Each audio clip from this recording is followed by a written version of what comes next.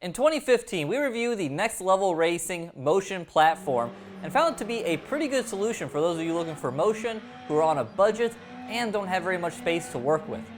Then in the spring of 2016, the V2 version of the motion platform was announced, taking the external power supply and putting it internal underneath a very nice looking shell, increasing the speed by 200% and decreasing the sound even more, even though the V1 wasn't very loud itself.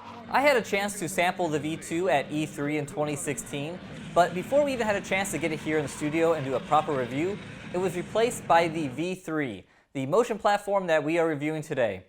So why was the V2 replaced by the V3 in under 6 months? We don't know, but it's clear that the V2 influenced the V3, and that's a very good thing.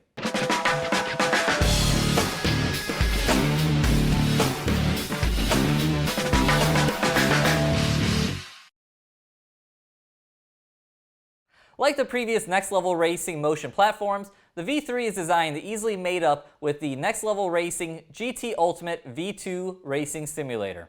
The only modification that the V3 motion platform requires to the GT Ultimate is the swapping out of the side panels under the seat, which is okay because the V3 comes with new steel side panels that look great with machined GT Ultimate logo. Not only do the new panels look great, but so does the motion platform itself.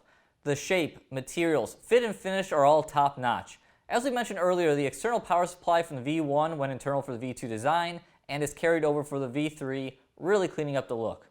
The only noticeable visual change from the V2 to the V3 is the motion platform's color, which has gone from very red on the V2 to black on the V3.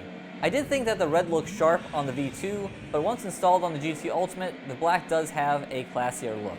While aesthetics matter when you're dropping $3,000 US or 4,000 Australian dollars or 2,500 pounds, it does really come down to performance at the end of the day, and I was pretty impressed. Out of the box, the V3 motion platform arrives like most motion simulators, overstimulated. With every setting in the Next Level Racing Platform Manager software set to 1, the platform can really throw you around. But that's where the excellent Platform Manager software comes in. Not only does the software support every sim I could think of, but it allows you to adjust as many settings as the game's API allows you. This means you can create custom profiles for each title, and even a custom profile for each car in that title. The process is made easier by the fact that you can mirror profiles that you already made, then fine-tune for individual cars. As for my profiles, the common theme was tuning them way down. I equate motion to makeup for women. A little bit goes a long way. For me, it's about feeling an instantaneous response to the on-screen action that I'm seeing, not about being thrown around like a ragdoll. So, was the Next Level Racing motion platform V3 able to do this? For the most part, yes. While the V1's speed at the time felt fine, you can feel the 200% increase in speed on the V3. It does feel like the motion is being translated to you quicker, not only in onset of the motion, but the time it takes to get from point A to point B. I don't know if I'd put the response speed in the same category as something like the Sim Experience Stage 4 with its ultra-fast actuators, but at nearly half the price, I do think it performs really well. Another category it not only does well in, but is a class leader in, is noise level. The V3 is unbelievably quiet. By nature, motion simulators are noisy. Actuators moving the seats and or full simulators around are just going to make noise, it's just part of the deal. But this is not the case with the V3. It barely makes any sound.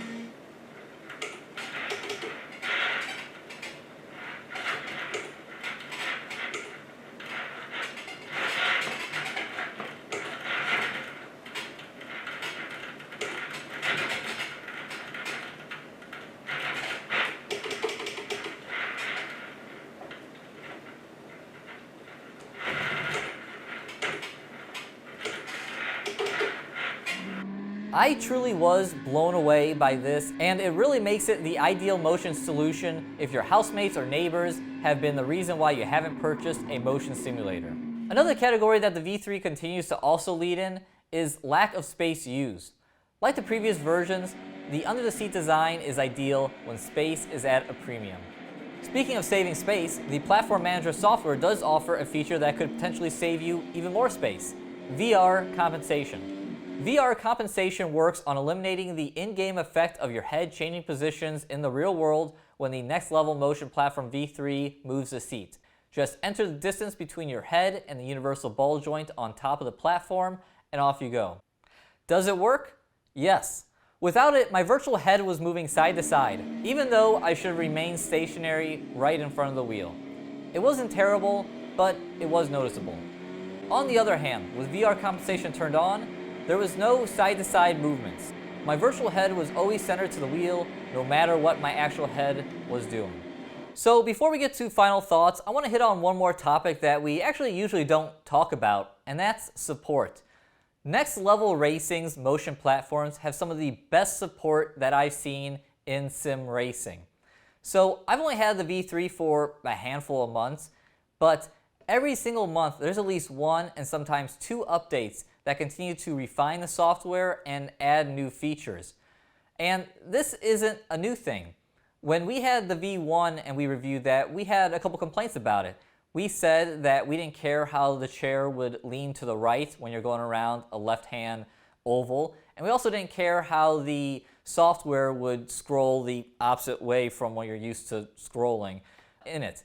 So when we get the V3, what do we see? Both those issues have been eliminated, and I assume they've been fixed for a long time.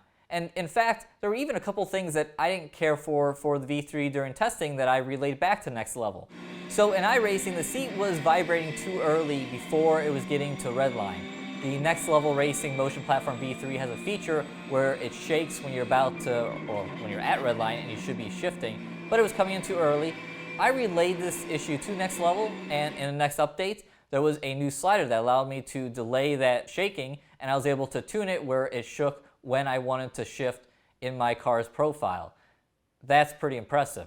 And there was also even something kind of minor. There was instructions telling you how to set up the VR compensation, and I didn't think they clearly told you how to put in your height settings, and I relayed to them, and that's going to be fixed in the next update that may even be out by the time you see this video. So that's really impressive. That is proper support. A company that listens to the community and then gets out updates in a very timely fashion. And that is what you get with Next Level Racing, and I just want to point that out because that is important. Now let's get to our final thoughts on the Next Level Racing Motion Platform V3. And this is pretty simple. I mean, overall, I really do like the V3 motion platform. I think it's really cool looking. I love how compact it is. I really love how quiet it is. I mean, that really can't be said enough. I like that it's faster than the V1 motion platform that it replaces. And overall, it just provides a really immersive experience once you go and put all of that together. And I have to say that I really kind of became very fond of it while testing and driving for the iRacing Daytona 24-hour race. And once I got it tuned in, it was just so cool to be driving and go through turn A, B of Daytona in the infield and feel your body go back and forth there.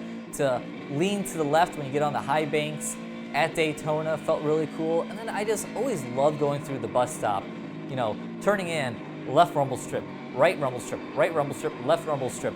Just that, left, right, left. It was just very cool feeling with the V3 motion platform. And it really did, raise that level of immersion. It just felt really cool flying through there. Even when you messed up, then you kind of, you get shook around. You're kind of like, oh, well, kind of messed up there. But, it was fun. I really did enjoy it. Now, is the Next Level Racing Motion Platform V3 the best motion platform out there?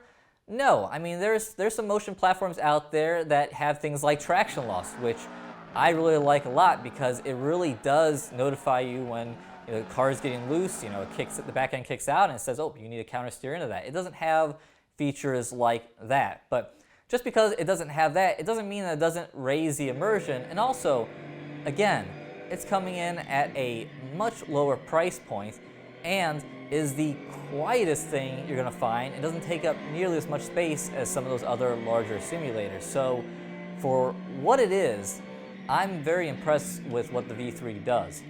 Now, before we go, I want to touch on one more topic, and that's the concept of seat movers. So, a lot of people see a seat mover, a motion platform that only moves the seat and doesn't move the whole simulator, and say, that's not as good as those whole simulator movers, something like a D-Box, where the whole simulator with the wheel, the pedals, seat, everything is tipping with it. And I find that to be not true. Now, I'm not saying that seat movers are better than whole motion platforms. I'm just saying that they can all be just as good. And it really comes down to the hardware used, the engineering, and the tuning. Because I have sat in some fantastic seat movers, and I've also sat in some terrible whole simulator movers. So, let's go over the pros and cons of each. So in a whole simulator, the biggest pro is that, yes, the seat, the wheel, pedals, everything is all moving together like it would in a real race car. That is a definite pro. But the con is, to do that, you have to have some very heavy-duty actuators to move that much weight. And when you go up to actuators that can handle that much weight, what it does is it reduces their response time, their speed. And that, as explained throughout this whole review, is extremely critical. Now, moving on to seat movers, and the obvious con is that, yes, it is only moving the seat and everything else is still stationary. But the pro of that is that you can use actuators that don't have to carry as much weight, because they're not carrying nearly as much weight, and they can have quicker response and give you that feedback. And also, all that motion now is going into your body only and kind of giving you that G feeling, which is also nice. So I'm not saying one is better than the other. They can both be just as good, or one can be better than the other if it has better engineering or hardware or tuning.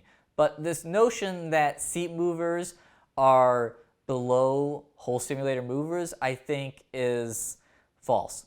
Now, I understand where this idea comes from, because people watch videos of seat movers. Some even released from the manufacturer, and Next Level has some videos out there that does the same thing, where it shows people driving and they're just all over the place. They're moving a lot. And people are like, look, the wheel's getting jerked away from them and to them, and their feet are coming off the pedals. And you know what? That can happen. But that's just improper tuning. And I think more motion simulator companies out there, and just, whatever, also when they're doing demos, they shouldn't tune it so high. They want to tune it high because they want to show you that their product can really move you around. But again, a little goes a long way. And properly tuned motion just doesn't look that great on camera. I mean, you've probably seen it through the B-roll through this entire video. There just isn't that much motion going on when it's properly tuned. But it feels right to you, and it's adding that level of immersion. And if it's tuned properly, it's not pulling your hands off the steering wheel and feet off the pedals. That doesn't happen. So I think there's a misnomer out there, and a lot of that is due to videos that really want to show off the motion, but you really wouldn't be driving that on a week-to-week basis, because that'd be too much. So that's my little discussion on seat movers to wrap up this review of the Next Level Racing Motion Platform V3, a very good example of a seat mover that can add to immersion and not break the bank relatively. We're talking motion platforms that get up into 5-digit numbers easily. So relatively doesn't break the bank, and is quiet and has awesome software to always keep you supported. So that's why, if you're looking for a motion racing platform, I really do think you should give the V3 Next Level Racing Motion Platform a look. But if you're in the US, you gotta wait a little bit longer. They're coming in the US in February, and they'll be everywhere, including Amazon, in March. So if you're in the US, got a little bit more wait to do. Sounds like they're available everywhere else in the world. So, with that long-winded rant at the end, that will do it for our review. I hope you guys enjoyed the video. If you do, please give it a like, subscribe to the channel if you haven't, Check out our website, isrtv.com, where we have plenty of reviews, including where this one will go in written form. So if you want to read it again and you want important links and all that good stuff, go check out the written review. Also, check out the Amazon affiliate links in the description below. Click on the link, shop through Amazon. Doesn't cost you a thing, but kicks a little bit back towards us, which we appreciate. So, I'm John Sable. Thanks for watching Inside Sim Racing. See you guys next time.